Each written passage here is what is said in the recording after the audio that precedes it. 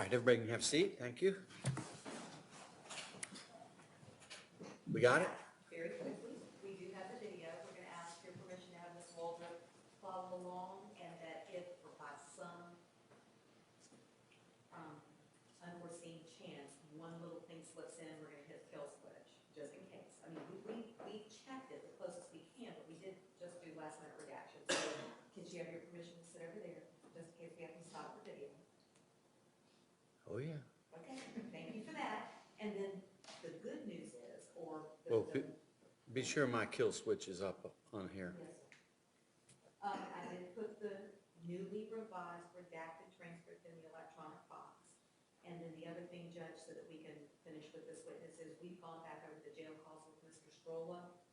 And the phrase is thug life gangster rap music, and it's there's a lot to both of these calls that we don't believe we can either agree to a stipulation on or be able to play those portions of it. So we just agreed that because Rhonda Rauer has already testified that he said, "I hate that thug music," that we'll be satisfied with that.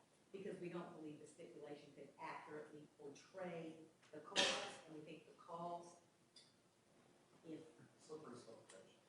we do. We just both believe after looking at them again that we would have the right to impeach the defendant with those, but that it's not worth the risk. So, Okay, so this will play and, well, we need a detective, and then that's going to be it? yes, sir. And so we're going to go all the way through this trial without one jail call? Well, Judge, I never,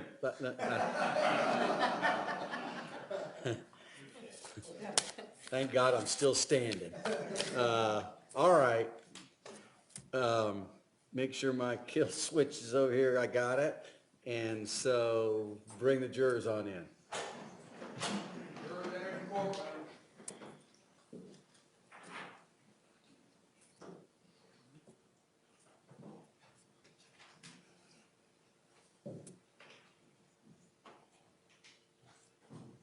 All right.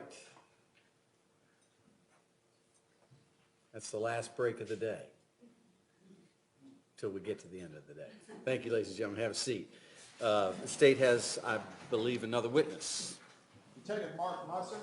Detective Musser, please.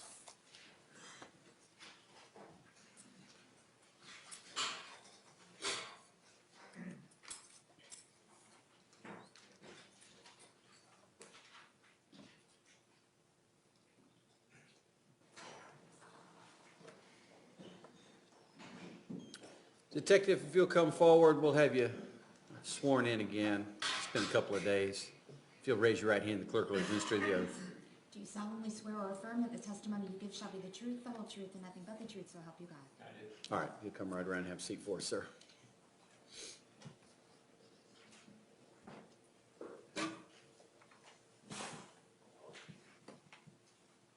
May I proceed? Yes, sir. Mr. Thank you. Geiger, right ahead. Good afternoon, Detective. If you again, please tell the members of the jury your name. Detective Mark Musser? And you were assigned as the lead detective in the case of the state of Florida versus Michael Dunn? Yes, I was. All right. I believe you said earlier that you had traveled to Brevard County on the mid-afternoon of November 24th, 2012. Yes, I did. While you were in Brevard County that day, did you make contact with the defendant? Yes, I did. And you previously identified him in court? Yes, I did. All right. Did you interview the defendant that afternoon? Yes, we did. And were you with anyone when you interviewed the defendant? Myself and Detective Oliver. All right, and that's Detective Oliver, your partner. Correct. All right, where did the two of you interview the defendant? I was at the Brevard County Sheriff's Office in Melbourne, Florida. And where specifically within the sheriff's office? I believe it was in their one of their interrogation rooms. All right, and approximately what time did the interview begin? Approximately 3 p.m. And in your law enforcement career, approximately how many times have you participated in the interview of a suspect? I would guess between 50 and 75 times. All right. Was your interview of the defendant audio taped and videotaped? Yes, it was. All right. And was the interview taped from start to finish? Yes. All right. At any time during your interaction with the defendant, did either you or Detective Oliver promise the defendant anything in exchange for getting him to speak with you? No, we did not. At any time did either you or Detective Oliver threaten the defendant either physically or verbally to get him to speak with you? No, we did not. Prior to asking the defendant any questions about the shooting at the gate station, did you advise him of his constitutional rights? Yes, we did. And how did you do that? We have a constitutional rights form that we go over with him. Your Honor, may I approach the witness? Yes, sir. Let me show you 8T. Do you recognize that? Yes. And what do you recognize that to be? This is the constitutional rights form that we went over with Mr. Dunn. And how do you recognize it to be the same? It's my signature, and it's got the red dot in the upper corner, indicates it's the original. Did the defendant sign as well? Yes, he did. All right. Okay, at this time, I would ask that 8T be moved into evidence. I think we're on 203. I think so, Mr. Stroller. No objection, Your Honor. All right, that'll be received as State's Exhibit 203.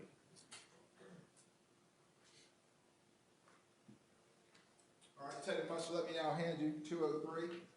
And just from there, if you would, just explain to the members of the jury how you use that form to advise the defendant of his constitutional rights. Yeah, it's standard procedure. I will have the individual read the top line referring to his rights under the United States Constitution just to make sure that he can read and write. And then I will read each line of his rights out to him, and I will ask him if he understands his rights, ask him if he has any questions, and then he will sign the form indicating that he does understand his rights. All right. And did the defendant indicate that he understood his rights? Yes, he did. And he did sign the form? Yes, he did. All right. Did you then question the defendant about the events of the previous evening, that is November 23rd, 2012? Yes, we did. And among other questions, did you ask him whether or not the music was on in the red SUV when he pulled up? Yes, we did ask him. And what was his response? He stated it was not on when he pulled up. Did the defendant refer to the occupants of the red SUV early in the interview? Yes, he did. And what term did he use to refer to them? He referred to them as kids. All right. At some point during that interview, did you ask the defendant for consent to search his car? Yes, we did. And did he provide that to you? Yes, he did. All right. And at the court's instruction, are you aware that certain portions of the defendant's videotaped interview have been redacted? Yes, I am aware. All right. And, Your Honor, at this time, I would ask the court to read an instruction regarding the same. All right, ladies and gentlemen, in a moment, I believe you're going to see a videotape with audio, and you are going to be able to see that. I'm instructing you that the recording has been edited to eliminate irrelevant portions that would not add to your understanding of the case. The fact that the recording has been edited should not concern you in any way and must not impact the way you view or consider this evidence. The same holds true for the video portion and the audio, obviously, since they're kind of hand in hand. And Judge, with that, the state would ask then to publish State's 204, the redacted interview of the defendant. All right. Any objection? Not a statement. All right.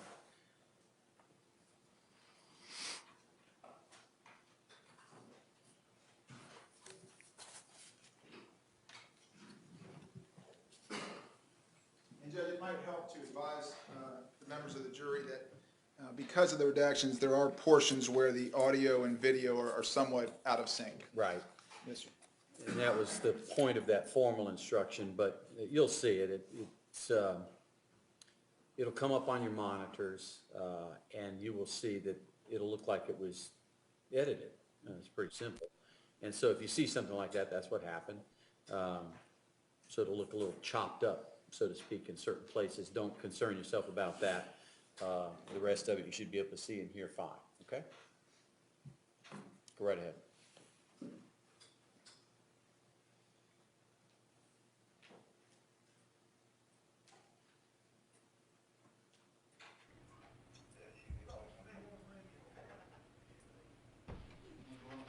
What was your name again? Wayne, Man, I'm Mike. how you doing, Wayne? Like I said, I've been better. I guess. Hey, so we're just gonna be waiting for the detective from Jacksonville, the sheriff's office up there. I hope I can satisfy him. I'm sure you will. I'm sure you will. We're just gonna keep you tucked in here. Unfortunately, this is where we'll be staying for a little while, okay? If you gotta use the bathroom, I am right outside here, okay? I'll be in and out, checking in on you, just making sure everything's okay, okay? Thank you. And Agent Hall, I have an actual candy bar for you, but I do have these. Perfect. And that's what I eat, so. Thank you very much. Can I just have a magazine or anything? Oh, you're gonna stay in? Maggie, I'll be right back. You want to eat a little bit, and I'll be right back then, okay? I will be. Okay, thank you. No problem.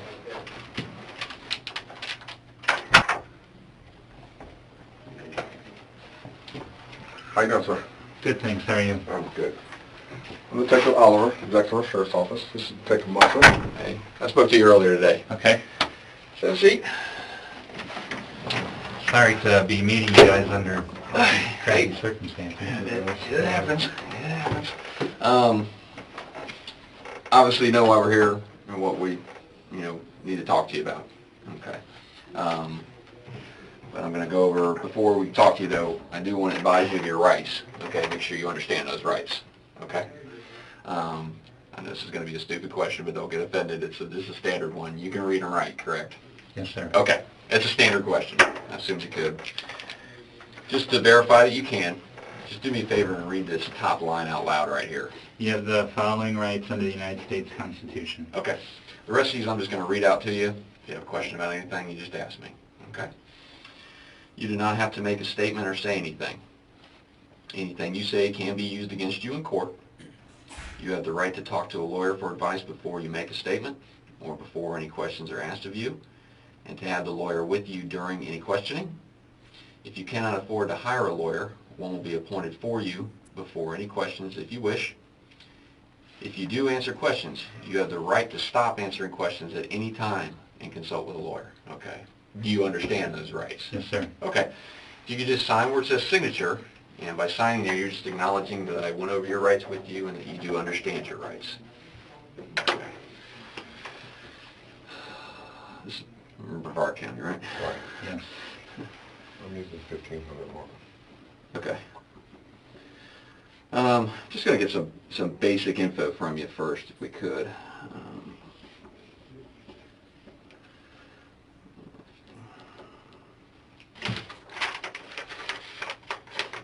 And it's Michael, correct? Yes, I go by Mike, but You my go by Mike, okay. given name is Michael. Given name is Michael. Okay. Michael. What's your middle name, Michael? David. David. And it's Dunn, D-U-N-N? Yes, Correct. sir. Okay. And what's your birthday? 12/10/66. And what's your current home address? It's 257 Ocean Residence Court. That's South Patrick Shores. 32937, I believe. What's that city again? Ocean. Ocean Residence Court, Okay, and what's this? Where is? South Patrick Shores. You have a cell phone? I do. Okay. What's that number? It's area 772 Mm-hmm. 201 1362. Where do you currently work at? My mom and dad have a business, computer software. It's called, we want to know where. It's in Vero. Vero Beach? Yes, sir. Okay. That's Spirit Software. Okay. How long you been working for them? How long you been working for them? Oh, off and on a long time, but this last stint since September of '04. Okay, so a little while. Quite a while. Okay. Are you from this area originally, or? I was born in Minnesota. Uh-huh. Was around Port St. Lucie for a while, and then moved to the Keys, back out to California, and then back to Port St. Lucie. Okay.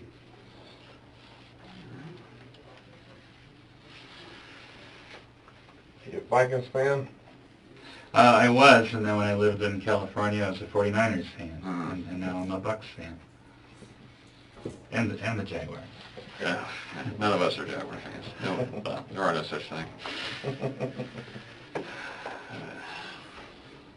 Anybody who plays the Dolphins. Okay, I can live with that. I can live with that. Obviously, I just kind of want to talk to you about what occurred last night. up in Jacksonville. But I'd like to kind of back up to, when did you come to Jacksonville? Thanksgiving Day. Thanksgiving Day, okay. And what was the reason you came to Jacksonville? My son was getting married on Friday. Oh, okay, he was getting married on Friday? Yeah, and we have a small dog that we were going to travel with, Mhm. and the check-in time was right around the time of the wedding on Friday, so we thought we'd go up early Mhm. on Thursday just to be there already. Okay, what time was so you came up Thursday, where were y'all staying? We were staying at the Sheraton.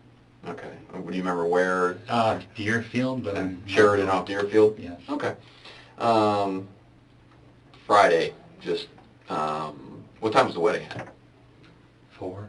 4? Okay. So during the day, you're just getting prepped up for that, getting ready for that. Where's the wedding at?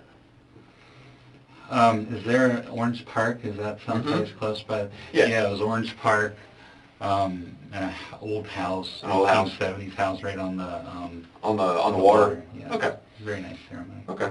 About how long do you stay there? I don't know, but we were on our way back to the hotel when we stopped at that store. Okay.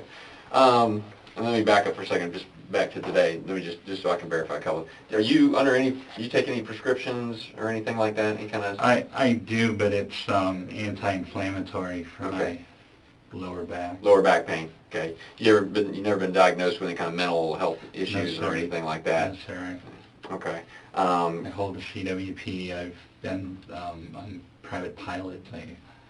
I'm good upstairs. I'm Okay. a computer programmer. Okay. Any alcohol or drugs today? No, sir. Okay. Just have to make sure, I just kind of want to make sure you and I can just make sure we're having a lucid conversation is all. I don't have much sleep. You don't have to tell us. Reading the news reports, what the aftermath was. I didn't sleep very well last night. Okay. Well, I can understand that. I can understand. We haven't had any either. So, yeah, we're right there. We're right there with you. Okay, so you go to the wedding, and you guys are headed back to the hotel. Do you remember the route you were coming? Do you know the name of the roads that you were on, or On my phone. you just followed the directions on the phone? Okay. And you decided 95, get off on wherever to... 95 up to probably Bay Meadows, That sounds familiar. and then hang a left on South Side, I think, or you keep going on Bay Meadows. I'm trying to remember. I think we, whatever road we were on, we went straight until we turned down to Deerfield. Okay, okay. So you pull into the gas station. Okay, what was the purpose of stopping at the gas station? My fiance wanted to stop and get a bottle of wine and some chips. Okay, what's her name? Rhonda. Rhonda. What's her last name? Rower. Rower. Okay. So just kind of walk me through, just tell me from your point of view, what you guys pull up, you're driving, it's your car, is that correct? Yes, sir. Okay, and you're driving? Yes, sir. Okay, it's a Volkswagen, correct? Yes, sir. Okay. And Rhonda's with you, she's sitting in the passenger seat, no one else in the car with you, correct? Correct. Okay. Just kind of walk me through kind of what happened at that point. Well, I'm embarrassed to say this, but Rhonda got out. She's in the store, and there's like a SUV next to us, and then the music starts. And I rolled down my window, and I thought I was polite. I asked them nicely. I didn't demand. I didn't. Or else I said, hey, would you guys mind turning that down? And they shut it off. And I was like, thank you. Cordial. Right. Everything's cordial. I put my window back up. I'm doing my stuff. And I don't know how many kids are in that, but the windows are down for the back seat. The windows are up for the front seat. Okay. And the guy that was in the back is getting really agitated. And my window's up. I can't hear everything he's saying, but, there's a lot of fuck him and fuck that and fuck that bitch. And then the music comes back on. And, I'm just like, live and let live and don't need any trouble. And I don't know if they're singing or what, but it's like they're saying, kill him. So I put my window down again, and I said, excuse me, are you talking about me. And it was like, kill that bitch.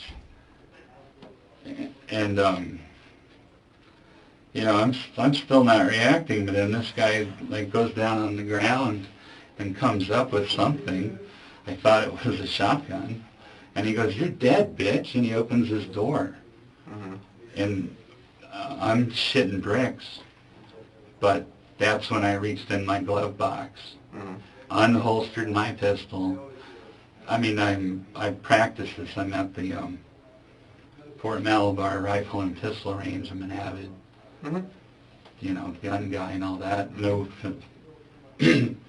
military training or anything, but I have friends who are in the military that Right. show me the Proper way. Yes, and so quicker in the flash, I had a round chambered in it, and I shot.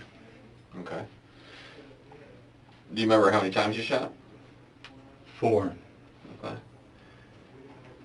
Okay, just keep walking me through kind All of what right, you well, remember. I shot 4 times, and that SUV pulled out, and like I said, in my mind, they got a gun, and so, you know, not training, just from, I was still scared, Mm-hmm. and so I shot 4 more times. As Okay. they were As they were fleeing? Yeah, trying to keep their heads down to not catch any return fire. Okay. All right, and then... And that was it. I mean, I still didn't feel safe. I thought, you know, there was another car. I didn't know. I mean, I'm in a strange town, in a strange area. I just had my life threatened. The love of my life is in the store. Mm-hmm. And she doesn't know what's going on. She come outside to see what was up. And I was just like, get in the car. We have to go. I just didn't feel safe there. In fact, we had plans, in fact, a fairly expensive bed and breakfast paid for in St. Augustine. And, you know, after what happened last night, and we were like, we have to go home. Mm-hmm. And call the local sheriff and okay. Tell him what's up. Well, where'd you go after we went right to our room. You went right to the hotel? Yeah.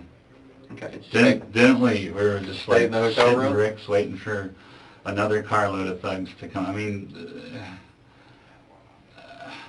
I'd never been so scared in my life for somebody to be, you know, I thought they were singing, mm-hmm. like, "You're gonna die, bitch." I thought that, you know, and then it's getting a little louder. That's when I put my window down and was like, you talking about me? Mm-hmm. And then she's like, "You're dead, bitch." Okay. So I went over this a million times, and what I should have done is put the car in reverse. But a shotgun come up or whatever, it was fight or flight. Mm-hmm. I don't think there was any time for flight at that moment. Okay. I was going to get shot. Okay. So they pull out, as you said, you shoot to kind of keep their heads down as they're pulling it. Is that kind of your intention? That's your thought process? They have a shotgun aimed at me, and okay. I don't want them shooting at it. Okay. And then Rhonda comes, gets in the car, you guys leave and drive and go back to the hotel room. Okay. And you guys just stayed in the hotel room at that point? Did you go anywhere else? No, we ordered out. We got pizza. Pizza. And what time did you check out this morning?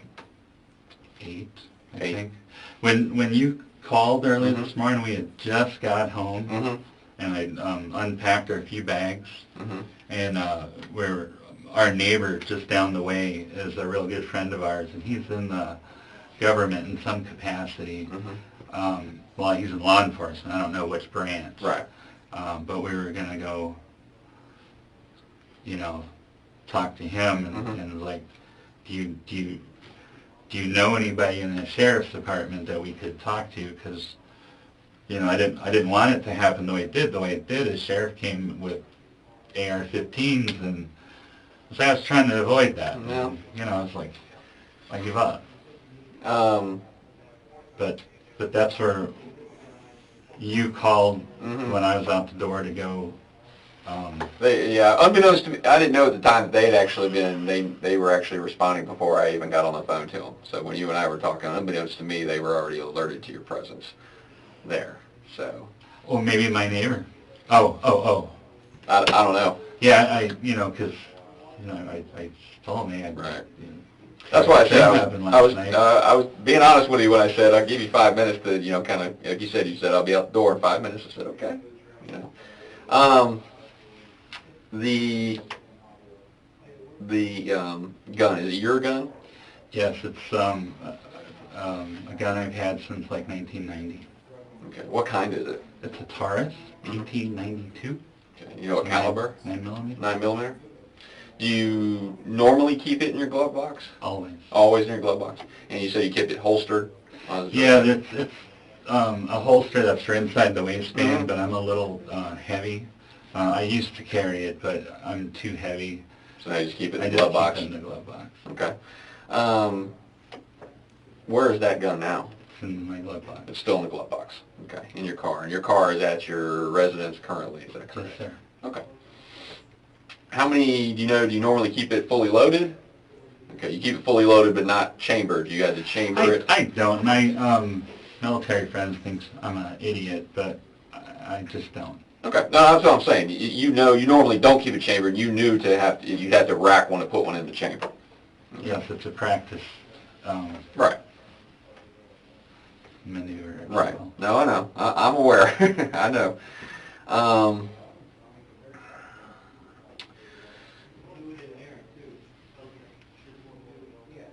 I know you're in a strange town, and you have this traumatic event happen to you, and I can understand that. Okay. The problem, I can tell you, where we start to kind of get a little wondering is by the time you say you get to your hotel room, you're calling to order pizza. Why aren't you calling us? I wanted to come back to my hometown to do that, so Rhonda and our dog and everybody were where they needed to be. I didn't want to bring a shitstorm down on them in Jacksonville. Okay. Well, I mean, it wouldn't, they haven't, I mean, Rhonda hasn't done anything to be worried about. She hasn't, True. it's not like, she's there. Yeah. There's nothing she did I wrong. was, I shouldn't even left the scene, Mhm. but I left the scene because I was still afraid for. Okay, and I Other can live with that. Okay, I can live with that. You don't necessarily want to hang around right where the shooting happened because you don't know if these guys are coming back. I'm good with Or if there are more. But once you leave and you are away from that scene, and you've even gotten to a hotel room and inside your hotel room at that point, now it makes me wonder, because if you make a phone call, one, we find out, a lot quicker what's going on. Okay. The reason he and I haven't been to sleep since sometime yesterday is because we're trying to figure out, all we know is we got a dead kid in a car, okay, and we got a guy who shot and hauled ass. That's all we know. You see what I'm saying? I do, and Rhonda pushed me to call you guys last night, and I was insistent on waiting until we got around people we knew. Okay. I mean, I'm just, that's where we start to get a little concerned. It starts to be, and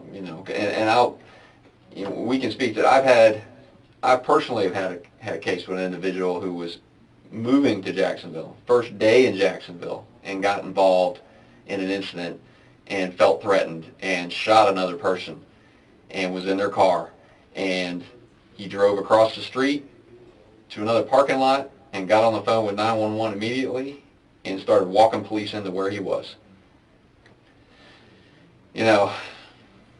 That's the way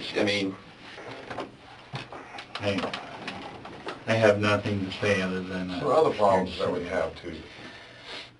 When you began to shoot, can you honestly tell us that you ever saw a gun inside that vehicle? I saw a barrel come up on the window, like a single shot shotgun where there's a barrel. I didn't see this part of the barrel, I saw that part of the barrel.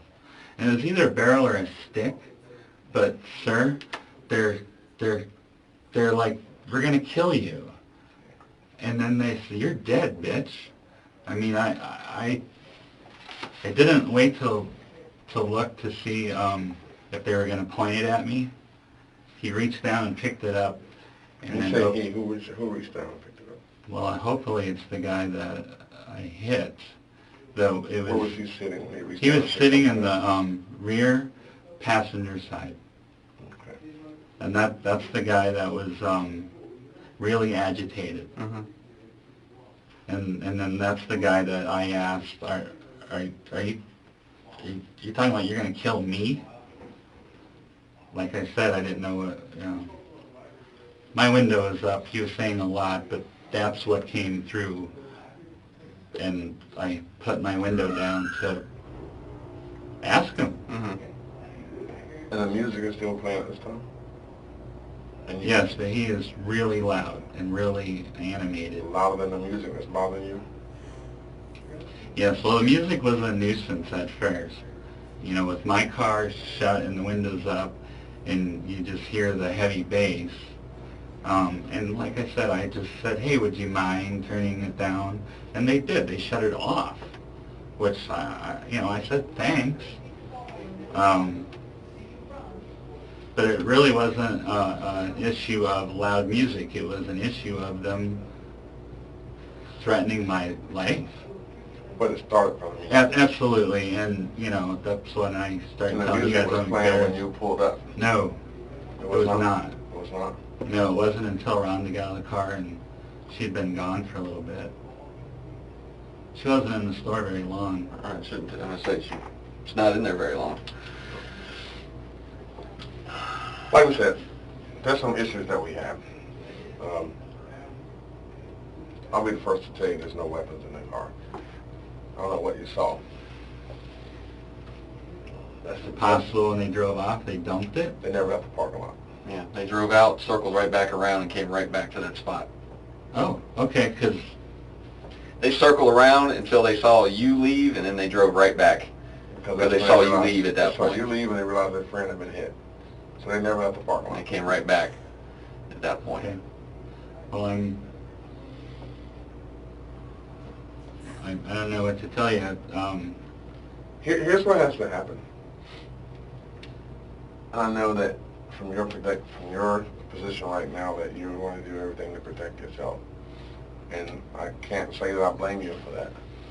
But we're going to need the total truth as to what happened. Not this story that I've had from 7:30 last night till 12 o'clock today to fix up.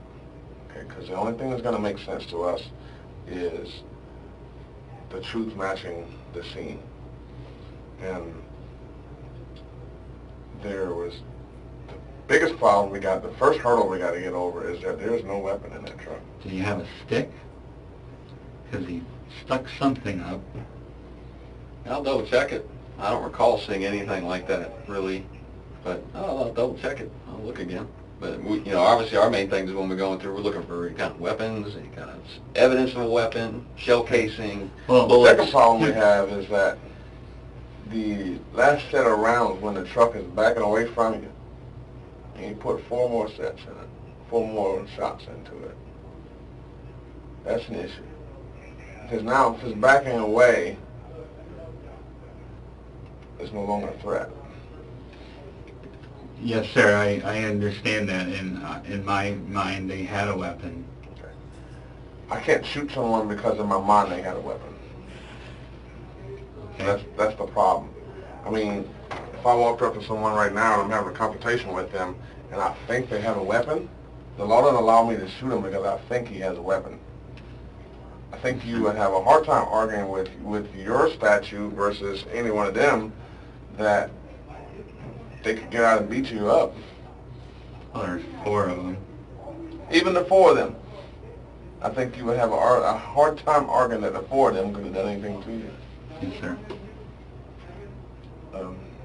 Let me ask you this: how were you when you pulled your gun out? Say you're sitting in your driver's seat like that, straight ahead. How did you shoot? Did you shoot one-handed? Did you shoot two-handed? Two-handed like that. Two-handed like this. You come across your body. Okay, and you shoot the first, what you said, 4 shots is what you remember, and they start backing out. Do you continue to shoot through the window, or do you reposition? I don't recall, but I do remember getting out of my car and taking, like, getting sideways, and I was, like, waiting for the wink, or, Once again, all this is, okay. Once again, if you think they have something, think they have a shotgun. they had a shotgun. You think they have a shotgun. Are you going to get out of your car so they can get a good aim on you? Make any sense? Well, at the time, I was doing everything on adrenaline and no But I'm just saying, we're trained to, if we think something is there, to get out of the way. To get out of the way. Cover or concealment. So you're telling me that you thought they had a shotgun, but you got out of your car so they would get a good aim at you, is what you're telling me. Well, I thought maybe they would shoot at the car and I wouldn't be in it. But your car's not shooting at them. You are.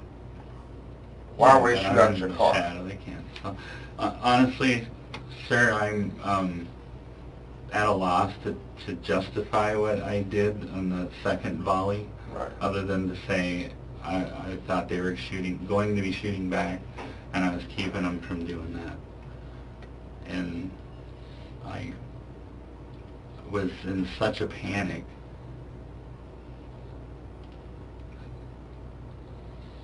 Fear for my life, for the love of my life. That I didn't, you know, fear for the love of your life, what had they done to Rhonda? well, had they been out of their truck doing whatever to me when she came out, they would have, I just assumed. Once again, we're acting off assumptions. Because they weren't out of their truck. They were not out of their truck. The guy was coming out of his truck. Yeah, the driver had gone in the store. No, the guy that I was talking to, the one that I shot, he was coming out of his truck. That's the one he said, "You're dead, bitch," and opened the door. Okay, and at that point, were you shot? That's the point where I went and grabbed my gun. Okay. Because I did, you know, everything's fine. They're just talking, and then all of a sudden... So you get the gun, rack it, and then reassess? No, I didn't reassess. I So started shooting. you went, grabbed gun, rack, came up? Yes, sir. Okay. So you see him start to come out of the door of the truck. At that point, you turn to get your gun. Is that correct? You take it out of your glove box. You unholster it. You rack around, and you come back up on target. Yes, sir. Fluid motion. Okay. In the amount of time he's starting to get out of the truck when you first start to go get your, but yet by the time you come back and start shooting, he's still in the truck. He's coming out. I think he saw what I was doing when it was running back in. I don't know. But See, that's where I'm a little thrown off here. Okay, because he is sitting in the back seat of that truck when he is hit. Okay, because the bullet goes right through the door. 3 bullets went through that door. Okay, he wasn't hit standing outside the truck. Oh no, I know I shot through the door. Okay, so driving him back. How's he getting out of the door if you're shooting through it? You're confusing us. All right. When the latch is coming off the door, that's when I went to do what I was doing with the gun. And when I came back, I'm firing. When the latch is coming off the door? No, when I got my gun out of the... What you said earlier about when you see the latch, what do you mean by the latch coming? Well, the door's opening, and he's stepping out. Okay, so and he's stepping out. Yes, and then And you go and reach, but by the time you come back and come up just blazing, somehow he's still sitting in the truck. Well, maybe I'm not as fast with the whole thing as I think I am, but it was... Or maybe he wasn't getting out of the truck. No, absolutely he was. Here's the other problem we have. The guy in the front seat, the front passenger seat, he sees you. He has a perfect view of the whole thing. Right. His window's So up. he sees you getting the gun. So why would he let his friend get out of the truck when he sees you getting the gun? Pardon? Why would he allow the victim to be getting out of the truck when he already I sees have no idea. I mean, I think the guy in the front was the Okay. reason. You also know that it was 7:30, 7:45 p.m. and the Gates gas station has several customers in the parking lot and everywhere. And we've interviewed several people. This is the very first time that anyone has told us about anyone getting out of a truck. Okay. And here's where I would have a question too is, you're saying you feel like you have a threat that this guy's got a shotgun in your view. Okay, so you think he's getting out of the car. Okay, so you turn to get yours. If he's unarmed, which he is, why is he going to be? I don't know. Maybe Now he thinks you- I'm unarmed. The sad fact of it is he's telling me he's going to kill me. You're dead, bitch. Because you asked him to turn the radio down? See, that's the part where I don't understand. And you know what? And I'll tell They you, were getting really agitated. I understand it because believe me, we deal with guys who you ask them to turn their radio down, they would get out of the car and shoot you. We deal with those kind of dudes all the time. Here's what I can almost bet you a year of my salary on. When you got into a confrontation with those guys, a man of your stature, if there was a gun in that truck, they would have shot you. They wouldn't have had to get out. They would have shot right through. They'd have shot from the truck just like you were shooting from your car. Because you guys are, I mean, you're directly next to They each have the other. beam on you. The truck is actually higher than your car. I'm in front with the front passenger. And we can tell you another thing from working murders in Jacksonville. People don't get out of the car to be seen when they're shooting someone. They're going to shoot you right side of that truck. All right. He's getting out of his car. We're this close to each other. He was getting out of his car after repeatedly telling me that he was going to kill me. So, is he going to bite my ear off or shoot me with a shotgun? I wasn't too concerned about how he intended to do it. Now, and I'll tell you this. We talked to the other guys in the car, and they will all admit, they will all tell us, Jordan, that was his name, said, yep, Jordan didn't like the fact he told him to turn the music down. He wasn't happy about that. He didn't like the fact that some stranger's telling him to turn his music down. He's 17, he's a teenager, okay? You know what teenagers are. They're a little hard-headed sometimes, especially when they're out on their own. And did he throw some F-bombs at you, basically tell you to go fuck yourself multiple times? Absolutely. They said, yep, he was jaw-jacking back and forth with that guy. But at no time did any of them say, well, okay, he did say he was going to kill him. Because it makes no sense, because what's he going to do? He's not armed. What's he going to, I'm going to kill you and get out of a car. And we're talking about a kid. They pull up so the driver can run in and buy cigarettes. It's the only reason they're even there. They just got back from going to the mall. That's it. So I have a hard time buying how I can totally see him talking shit to you. I can see that. But to take it to a level that he's threatening to end your life when he can't. There's no way he can. He doesn't have anything. I didn't know that. I know. That's all the reason that you're not knowing that is all the reason why you took your next step too far. Yeah, the problem is you went from 0 to 100 without ever getting to 50. I have a guy very irate saying he wants me dead. Well, if the other guys aren't corroborating, I'm sorry, but that's what he's and understand saying. too, there's people in the parking lot that can hear what's going on too. Not one of them. We have what's called independent witnesses. Yeah, not associated. I understand. I wasn't sure that I heard him right. That's why are you, is this directed towards me? You're going to kill me? And that happens to be an exact quote of, are you talking to me? That was an exact quote. Guys in the truck said. He said something to the effect of, "Are you talking to me?" Yeah. So that's dead on. Yeah, he was talking to you. He's basically telling you to go fuck yourself, and I'm going to turn the music back up. Yeah, no, the music was already up, and he's talking, kill the guy.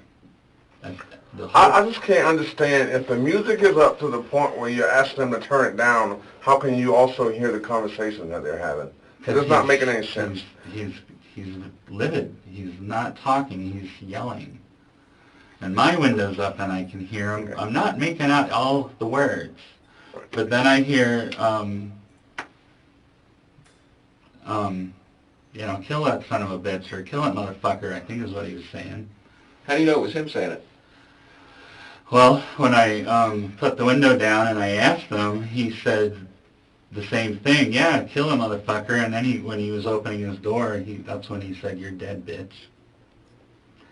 And, you know, when you say he didn't have a weapon, he's on the ground, and you put something up on the thing and then gets out. I thought it was a shotgun. Or a stick, or, you know, some kind of weapon, but he's confrontational, Okay. and using words like, "I'm going to kill you and you're dead." And I didn't know he's 17. I thought he was a full-grown man. I thought they all were. And in my mind, they're all going to get out of this truck and shoot me or beat me, You know, or had kill that been the me case, we somehow. would have a different argument. Had anyone been out of the truck, walking towards you in any type of threatening manner, we would have a We were different... parked right next to each other. Yes. I know you were. There was no So- walking. It was him getting out, and then he was an arm reach from me. Yeah, but here, those barrel cars are gun. so close to each other, though. Him getting out, it's going to be hard for him to get out because he's back away from you. His door opens up. He's actually going to be shielding himself from where you are because you're closer up to the driver. All these things you're saying are great, but you know, I didn't analyze all these things. I got the shit scared out of me. I know. And some guy's coming at me, telling me what he's gonna do or wants to do. I reacted. I'm sitting here telling you guys I was in fear for my life. I honestly was. I have so much going on in my personal life. The last thing I want to do is be in trouble. I don't want to cause you guys a sleepless night. I don't want to lose Don't worry my about that. freedom. This is what we do. Don't worry about that. This is what we do. Well, I mean, the last thing I'm looking for is trouble. The last thing. I mean, You don't think I have it's hard lawn- asking someone to turn their music down in a public place? absolutely, that was stupid of me. Around here, I don't think If you do process and elimination, had you not done that, then we wouldn't be here today, right? These young kids would be Absolutely. running around. Absolutely. Do you think you overreacted? Well, I think I got the shit scared out of me a little bit, Mm-hmm. and you know, if we want to say because somebody's dead, hell yes, that was. Well, no, not even somebody who's dead. Let's say nobody even gets hit. Do you think you overreacted? What if you just hit the car a bunch of times and they drove off with a bunch of bullet holes in their car? Sir, from where I was sitting, a shotgun was coming up at me, and so I don't want to sound like an asshole, but if it happened again tomorrow where a shotgun was coming up, I think I would do the same. I hope I would And you know what, not be Mr. afraid Dunn? to do the same. If there was a shotgun coming up at you, we would expect you to do what you did. The problem that we have is that there is no shotgun. That's the bridge that we got to get across. You keep dwelling on the shotgun as if there was one at the scene. If there was a shotgun, a BB gun, any type of gun at the scene. Hell, if it was a water gun that was black that looked real at the scene. Like I said, it was a barrel. Could have been just a stick, but I mean, it was. Could it have been your imagination? Well, no. I mean, anything's possible, I guess, but him coming out of his car was not my imagination. Okay. And it was right after I saw that he started coming out of his car and saying, "You're dead, bitch." when you went and grabbed your gun, racked it, and came back around, what were you shooting at? Did you acquire a target, or did you just start shooting? I shot at the door. Which door? Which door? The rear passenger. You shot at his door? Yes. Okay. What was the purpose of that? Saved my life? From the door? No, he was coming out of his door, and I guess he went back in it, but that's where he was, I just said, prior. hypothetically, you and him exchange words, he opened the door to go in the store to use the bathroom. He wouldn't have said, "You're dead, bitch," and then, I'm just saying. well, then I guess I would be in trouble if that was the case. But that's not what happened. And Rhonda, correct? Yes, sir. She's in the store the whole time. Yes, Okay. sir. So she's not privy to any of this. She doesn't No, see any of this. She is livid. She's basically standing at the counter, and all of a sudden she starts hearing gunshots. Okay.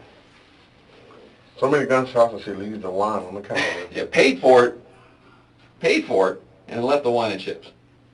Didn't even take it with her. Because at that point, and is going out the door going something, basically calling your name. Michael.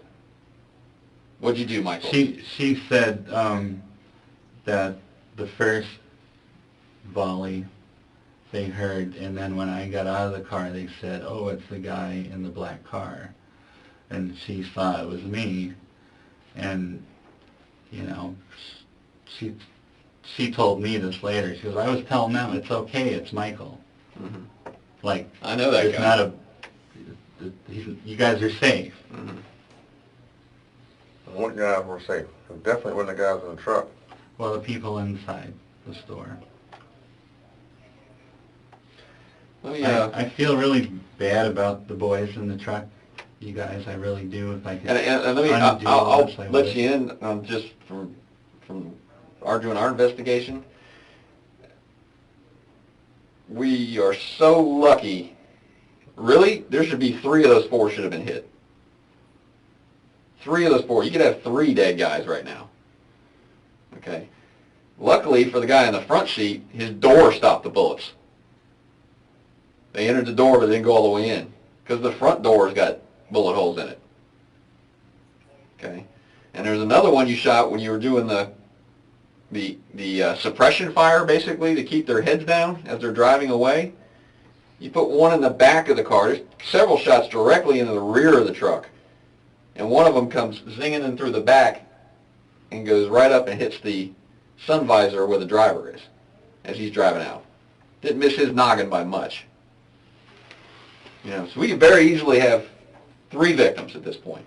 Luckily, those guys didn't get hit or any way, shape, but they're all fine, except for the poor guy who's pretty much was dead right there. It didn't take him long; he was gone.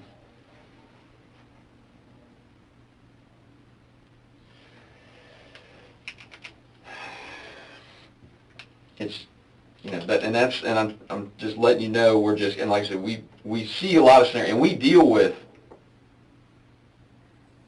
threatening situations. I mean, it's not, you know, we deal with them all the time where somebody defends themselves. I mean, we do. And there are clear-cut cases where you go, yep, sure did, buddy. You know, you defended yourself. Have a nice day. You know. But let me be the first to tell you. This ain't one of Not them. one of them. Unfortunately, this is not one of them. Okay, because unfortunately, we have between the witnesses and and we even, yeah, they're friends of the guy in there, but they've got their perception of what's going on. But there's other people there who fill in blanks for us, who are independent. And we haven't had anybody even hint to us that one was getting out of the car, 2, that anybody heard any actual physical threats to anybody. There are some F-bombs getting dropped. I'm gonna kill that motherfucker. I mean, did they concentrate on the F-bomb and miss out on the verb? I'm just telling you what people tell us. We ask them, what did you hear? Because I show up at a scene and I don't know anything about what happened. We just start going, what did you see? What did you hear? Mm-hmm. What did you see? What did you hear? Because you might hear something different. You You might hear something different, see something different. You know, everybody sees things through their own little, and believe me, we've done this long enough that other witnesses see things, can see the same thing, and totally get it wrong, you know, two different stories when you get it from them. That's why we try to talk to everybody out there. Sure. Give me a break real quick. I want to check my photographs and see if I can find what that is you're talking about, so I can show you and see if you can remember what it is that you think you saw him with. Okay? Because I got some photographs from in the car. I want to see if that's good with you. If we can try to figure out what it is you saw, so at least we're not guessing. Okay? Fair enough. I mean, I'm asking you, man. I'm not real good with gore. Oh, no. I'm not showing you any pictures like that. I'm not showing you any pictures like that. No. I'm just simply showing you things that are in the truck. No gore, no nothing like that. Okay, I don't do that. I'm not going to throw pictures of guys, the victim in front of you. It's not my style. Okay, I'm not here for that. But you're telling me you see something in the back. I'm just trying to see if I can figure out what it is you saw. What I saw came up on, like, where his window's down, come up like this. Okay. Maybe sticking up like that. And their window's taller than mine. I can't see They're a little above you. the barrel. But it was something he picked up off the floor and set there. However, and then he's getting out. Okay. Well, look, let me find it, and then that way we can clear up exactly what it is. So that way we're not guessing what we're talking about. I'm not feeling so hot now that you guys are... Unfortunately, we have that effect sometimes. Well, I don't mean sick. I mean, I actually am starting to be sick in my stomach. I don't know how I can express to you guys that I was in fear for my life. Okay. I've never been so scared in my whole life. I've been mad, and my hands shake, but I was so afraid that I didn't have time to think. I only reacted, and I don't know how to... understand what I'm saying to you. I'm not there, okay? You tell me that's what you're feeling, okay? I take what you're telling me. But I also have to go with what the physical evidence of the scene tells me and what other people tell me, because they interpret things differently also, okay? Earlier you said that, the last thing you needed right now was to get in trouble. With what's going on with your life that... Oh, no, my life is great. Life is great? What I'm got a place on the beach. I got a great job. I got a great girl.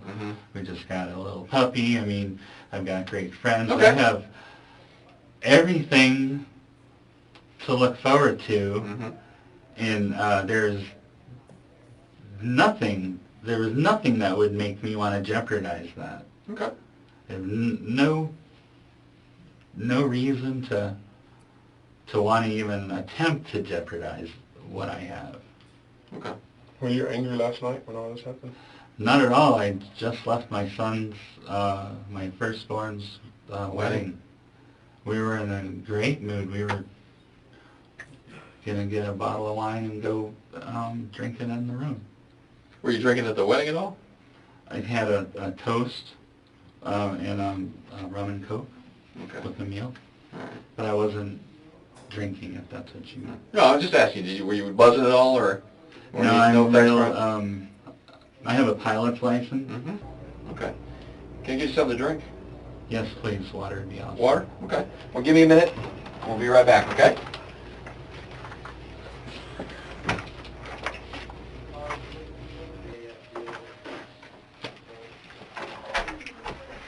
All right, just real quick, a couple things to clear up with you. What I would like to do is just part of doing a thorough investigation that we do. I would like to get possession of that firearm, okay? So what I would like to do is, it's in your glove box of your car, correct? Which is inside your garage of your house. Is that correct? Yes, sir. Okay. I have my keys when I... Yeah, they said you had the keys. What I would like to do is I have a consent to search form for... I do it for your house and your car because your car is technically in your house. Okay, but what I'm going to look at obviously is retrieve the gun that's in your car. Your car is what I'm concerned with. I'm not going to start going through all the rooms at your house or anything like that. I don't care about that. I'll be straight honest with you. I'm just need I to don't get that mind gun if out you of the go car. through the house, just don't tear it up. No, that's what I say. We don't do that. First of all, and I have no reason to think there's anything in the house. Okay, the gun's in your glove box. That's what I'm looking for, so that I don't have to go banging around looking for other stuff. But I want to go over this with you and have you read over it and make sure you understand it first before you consent to it. Okay? Okay. So just read over it. I kind of pre-filled the blanks in there. If you have a question about something, you ask me.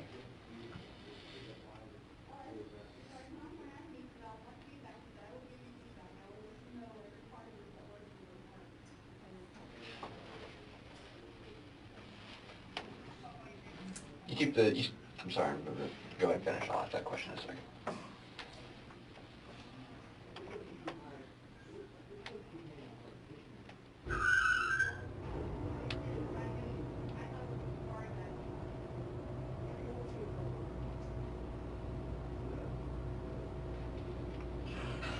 I'll find that. Okay.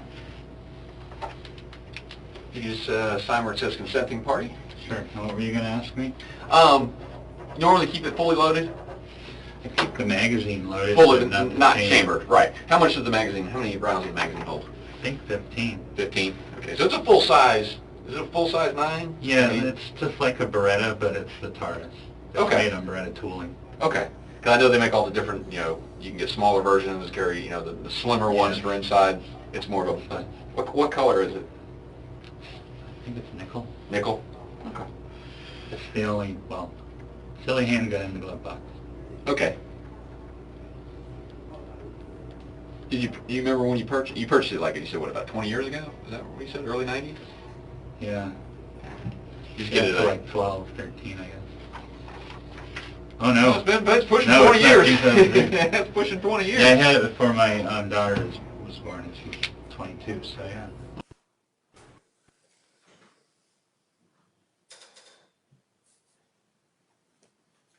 Detective, was that your interview with the defendant? Yes, it was. All right. At any point during your contact with him at all, did he ever say to you that Jordan Davis said, this shit's going down now? No, sir. Is everything he said to you contained in what we saw? Yes, sir. All right. Thank you. Mr. Stroller? Detective Musser, have you ever dealt with somebody who's sleep deprived while you're on work? Yes. Do you actually work while you're sleep deprived? Yes, we do. People sometimes say or do things they normally wouldn't when they're sleeping. Sustained. Judge, if I may, it was on the video. It's part of the evidence now. Well, you're talking in general terms, so sustained. You don't know anything about Michael Dunn. You never met him until you saw you on video, correct? Correct. That's the first time I met him. And he cooperated. He answered questions, Yes. okay? Signed consent for his car.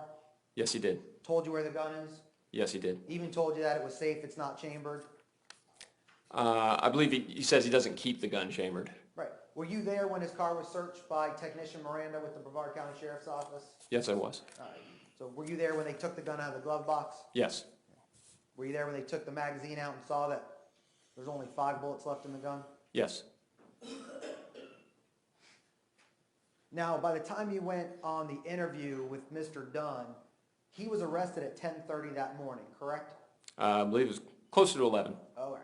And then we see him on video roughly about 1:40 p.m. Is that correct?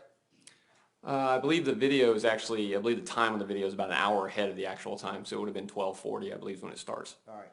And then it shows there that it's about 4 o'clock when you guys show up in the room? And like I said, it's an hour ahead, so it's actually 3 o'clock when we come into the room. All right. So he was there sitting by himself for 4 hours? That's my understanding. All right. And isn't it true you ordered the homicide detectives in Brevard County to put him in a room and immediately turn on a video and audio to record him? Yes, I did. And that's because in your practice, you want to see how somebody behaves and acts before you get there? No, our practice at the sheriff's office is actually we do door-to-door interviews with all of our suspects. So the video is always turned on to get everything that goes on in that room, no matter what it is. All right. And again, didn't you tell us before when you testified that it's your policy that you guys don't video or record witnesses unless you get the state attorney's approval here in Jacksonville?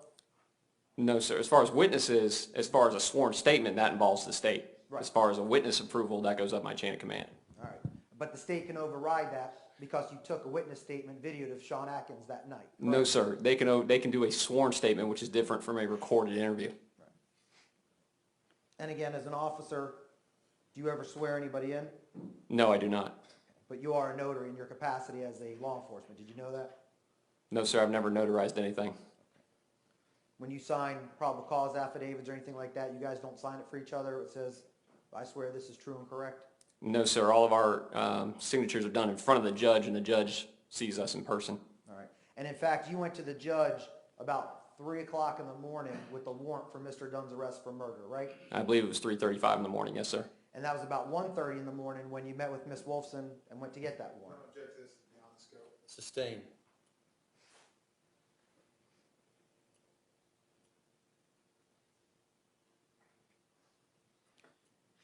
Let me ask you this, obviously, you don't have any law background. You're not an attorney, No, I'm not. not a judge. No, sir. So any comments about the law and what the law is just based on you being a homicide detective interrogating Mr. Dunn. Yes, just free-flowing conversation. Nothing further. Mr. Guy? Just very briefly. Detective Musser, this recording was started from the time he got into the room until the time y'all left? That's my understanding. When I made contact with the detective in Brevard County, I requested that he be placed in a room with video, audio capability, and to have that immediately turned on. And for purposes of court, those dead areas, if you will, those downtime areas were redacted? That's my understanding, yes. All right, like the break that you took was redacted? Correct. All right, thank you, sir. May he be excused? He may. Mr. Stroller? So excuse you. Thank you, Detective, you're excused. State's next witness. The state rests its rebuttal case, Your Honor. All right, ladies and gentlemen, the state has rested their rebuttal case. That means that we have heard all of the testimony that we're going to hear, all of the evidence that's going to come into evidence has been presented. That does not mean that the case is over yet. As I told you during jury selection, the case consists of opening statements by the attorneys, the presentation of witnesses, and the presentation of evidence. And then the tail end of the case involves closing arguments by the attorneys and me instructing you on the law that's applicable to this particular case and that applies to each one of the 5 separate counts that have been charged. So I say all that because it's 20 minutes of 5, and that means your day is concluded. That means my day and the attorney's day is not concluded. We have many things yet to do. We have to go over these jury instructions, which are many, and confer about them to make sure that we get them in the proper form and that they're right for you. Basically, what will happen is I will read them to you. You will have a copy that you can take back into the jury room with you to look at during your deliberations, but we need to make sure we got them right. So my intention is to start a little bit later tomorrow morning to make sure that we get these things in proper order, make sure the attorneys have time to get themselves together for their closing arguments, make sure they've got the whatever little button they want to push to show you items on your screen, get it all in order. So I'm thinking what we'll do is start at 10 o'clock tomorrow morning as opposed to 9. And then I think we can go, this thing will be broken up somewhat. Basically under our rules, you hear from the state first, then you'll hear from Mr. Strolla on behalf of Mr. Dunn, and then you get to hear a final argument from the state. So they can break up their time a little bit, and then I will instruct you on the law that applies to this case. So that's kind of how this will go tomorrow. I just wanted to give you that little bit of information so you have a sense of where we are. Do not, though, still discuss the case among yourselves. Don't form fixed opinions just yet. Again, the case is not over until you've heard the closing arguments of the attorneys and hear the law that I will instruct you on. Obviously, don't let anybody talk about the case to you or in your presence. We continue to live in our little bubble, and so that will do it for today. And I don't think I asked you, but did we have any difficulties yesterday about anybody approaching you or trying to talk to you or anybody seeing anything that they shouldn't have? and let the record reflect they've all shaken their head no and answered out loud no. So we're in good shape there. So you all have a lovely evening, and we'll see you back tomorrow morning at 10. Thank you very much for your time and attention today.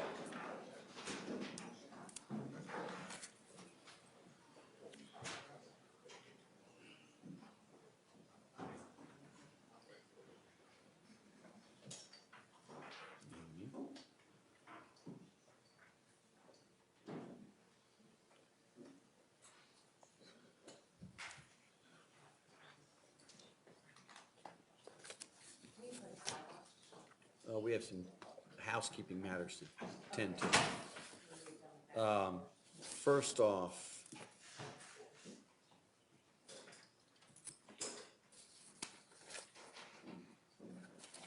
there was a motion in limine.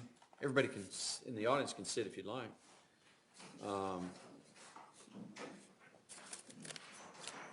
Or you can go if you like. There was a motion in limine, defendant's motion in limine regarding miscellaneous photographs that basically related to what I termed jail drawings.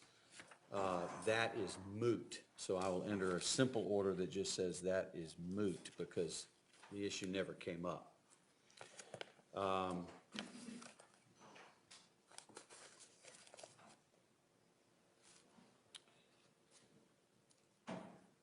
I dealt with the motion in limine, and I need to get an order entered on inflammatory photographs, basically from the medical examiner's office. We dealt with that. We had those redacted, or those medical intervention tubes and things covered up. So that was taken care of, but I do need to get an order entered on that. The order on, there was another motion about, a motion in limine regarding prior comments that referenced jail phone calls, racial commentary. It did talk about thugs and subcultures. I granted that in part, denied it in part. That was only as to the thug reference. So I'll get an order in on that.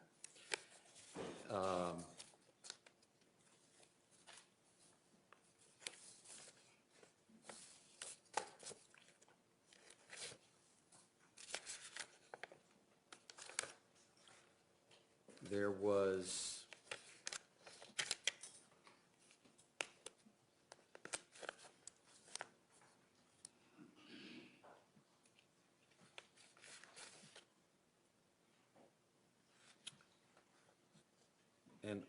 a motion by the state requesting a pretrial ruling on defendant's character witnesses. That was actually denied, although we streamlined the number of witnesses. I need to correct that. It says granted, the back part of it says denied, so I need to correct this. So I'll get an order in on that.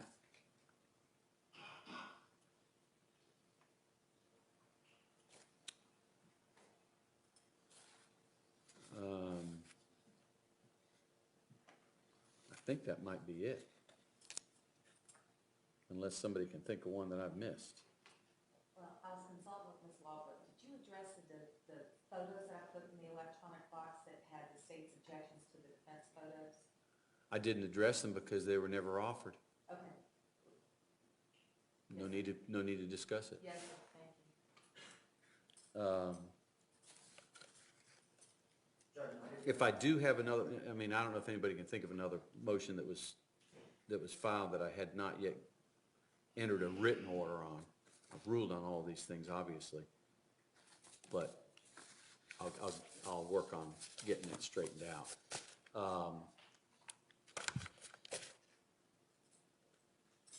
Mr. Dunn, again, as far as today is concerned, you satisfied with Mr. Stroller's representation?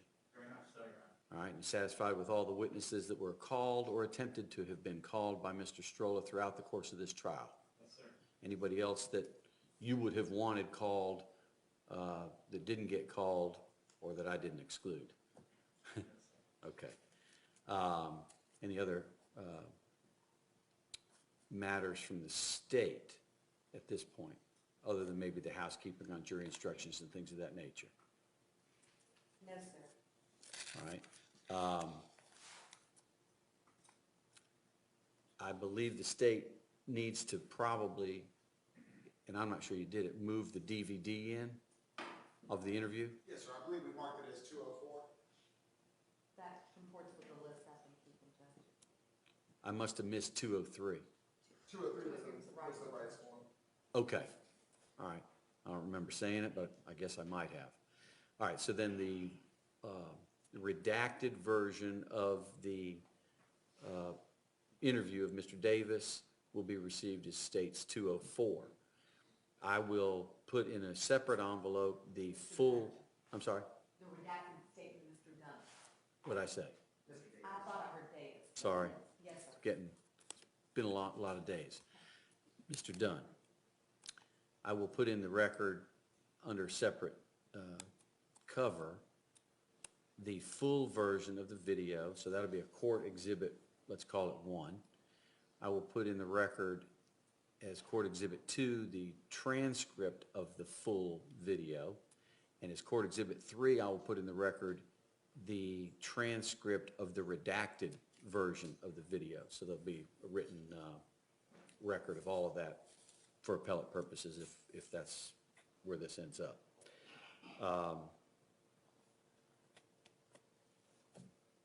Before we get to jury instructions and closing arguments, anything else from the state that we need to deal with other than perhaps those two things? Not unless there's another motion for JLA. I don't know if that's normally made at the end of the state's rebuttal, but we're happy to address it. Okay. Hadn't had rebuttal in a case in a long, long time, so. It's up to Mr. Stroller. Mr. Stroller. Judge, even if I reviewed the motion judgment for which I would, just for the record, it would be the same arguments, and again, it'd still be in the light with the non-moving party, it'd still be the same burden or standard, meaning no trier of fact could rule differently, but again, Your Honor, it's already ruled on that. Right, and obviously my ruling wouldn't change because now the state's put on some additional evidence that would be even more things for the jury to consider. So, but to the extent it is a motion, the motion for judgment acquittal as to each one of the 5 counts of the indictment is denied. Anything from you, Mr. Stroller, other than talking about the jury instructions and our closing arguments? Just a point of clarification on the medical examiner's motion to limit, you didn't sustain it, you granted it, where 2 were actually excluded. Right. And then I just wanted your order to be clear so there was nothing missing. Right, there were some photographs that I did exclude, and then others that either I requested or everybody agreed needed to be redacted. Yes. Okay, so we're going to take a break, and then we're going to reconvene about these jury instructions. My focus is on attempted voluntary manslaughter versus attempted manslaughter by act, which is a new term that we've gotten from the Supreme Court of Florida within the last couple of days. The other focus will be on the justifiable use of deadly force instruction. The rest of the instructions are pretty much in order, so that'll be our focus, I hope. And my goal is that we will come away from here this evening with a final set of jury instructions. That's my goal. Of course, that was partly my goal last night, and then I threw up my hands and decided it was time for us to go home. Closing arguments. I made the executive decision of allowing these jurors to come back at 10, just in case we've got problems in the morning about these jury instructions. And based on what the state had said, my thought was if your front end is an hour and a half, that gets you to 11:30-ish. I will then have the jurors eat their lunch at that point in time. That's generally when they've been bringing the food, which they did today, and of course it was cold by the time the jurors got it, so I won't make that mistake tomorrow. Then we would break until about 12:30. Mr. Stroller, you'll be on. I'm thinking 1:30, 2 o'clock, probably 2, somewhere in that neighborhood. State back up after a little bit of a break, looking at 3:15, 3:30. I'll read them the jury instructions. That'll take a while. And then the question is, that could be 4:30. I'm thinking we'll just let them start deliberating and let them stay here for a little while. And I'll discuss that with them tomorrow.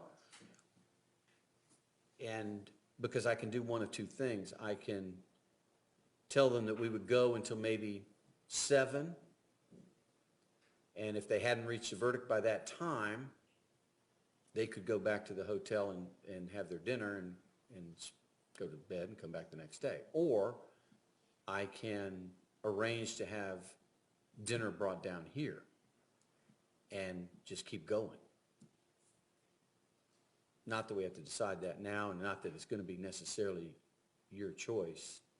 I do want to give them some input into how we're going to conduct that, because I want them to be as fresh as they can be. So that's how I'm thinking this will work, unless somebody has some big objection right now. Final statement. No objection, I was gonna even ask, we could always let that to the jury. They've been pretty good about even trying to work through Sunday, which they didn't. However, I think it would give them an option. I don't want to put it in their heads of, No, I'd be willing to give them the option. You know, in the old days, I remember being down here till 10, 11, 12 o'clock, 1 o'clock in the morning waiting on a verdict. We don't do that anymore. I would never do that, but I would let them work later than they have been. It's just a matter of how we go about feeding them dinner. So at some point tomorrow, I'll bring that up with them, and once we see how we're going time-wise on y'all's arguments, and once I get a look at these jury instructions tonight and get a feel for how long it might take to actually read all that business to them. and Judge, I did send you last night, my latest version of the justifiable use of self-defense with case law. I now think I have 2 more cases. I'll forward that to you, but Well, you don't need to forward it to me. We're going to take a break, and we're coming back in here, then you should have it. and we're going to go at it, so to speak. All right? What do y'all want, 20 minutes? That's fine, Judge. Did you and Mr. Stroller get my email with the new proposed Florida Supreme Court? You know, honestly, I haven't had a chance to look. That's what I'll do during the 20 minutes. Like I said, I almost hesitated to submit it to the court, but there is, something has come out requesting commentary. The only reason I suggest, quote, Mr. Stroller review it is there's at least one word that we would go ahead and agree to strike from the standards, although I've always been under the impression that if it's part of the standard and says read in all cases, we're supposed to read every word in all cases. But there's a couple of things in there that you may want to consider, Judge. All right, well, I'll look at it. The problem is that obviously there have been occasions where judges have read the standard instruction that was approved by the Supreme Court, and everybody agreed that that was the proper instruction, and for whatever reason, mine's changed, that it wasn't the proper instruction anymore, and the case got reversed. Yes, sir. Through no fault of anybody's. It's Yes. just that somebody decided that instruction, somebody above our pay grade decided that instruction wasn't good anymore. So we'll do the best we can on the instructions. All right? Okay, so it's, let's call it 5 o'clock. Why don't we meet back at about 5:20? Thank you. All right. Thank you all very much.